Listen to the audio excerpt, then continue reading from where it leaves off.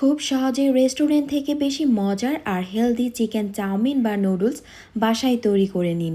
প্রথমে নুডলসটা সিদ্ধ করে নেব। ফুটন্ত গরম পানির মধ্যে দিয়ে দিচ্ছি 1 চা চামচ লবণ। নুডলস সিদ্ধ করার জন্য পানির পরিমাণটা একটু বেশিই দিতে হয়। তো এখানে আমি মিস্টার নুডলস স্প্যাগেটি যে নুডলসটা আছে ওইটা নিয়েছি। আপনারা যে কোনো ব্র্যান্ডের নিতে পারেন। নুডলসটা সিদ্ধ করার পর স্ট্রেনারে পানিটা ঝরিয়ে সাথে সাথে ঠান্ডা পানিতে খুব ভালো করে ধুয়ে নেব।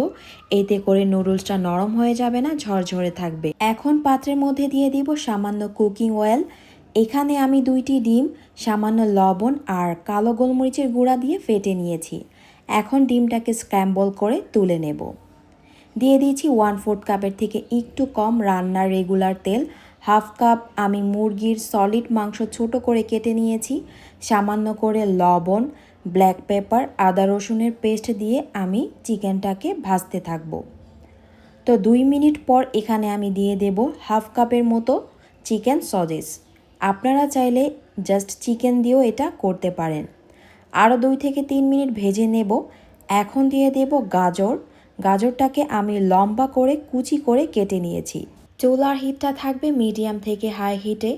30 থেকে 40 সেকেন্ড কুক করার পর আমি দিয়ে দেব সামান্য করে সবুজ ক্যাপসিকাম আর পেঁয়াজের পাপড়ি। আরও মিনিট খানিক রান্না করব। আচ্ছা, নুডলসের ভেতরে যে প্যাকেট মশলাটা আছে ওইটা আমি এখানে দিয়ে দেব।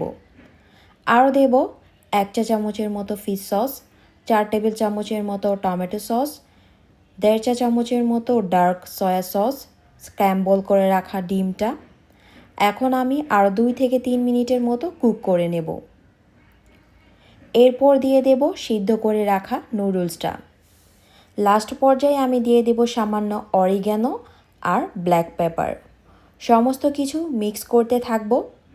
এই পর্যায়ে আমি এখানে চেক করে লবণটা অ্যাড করে নেব।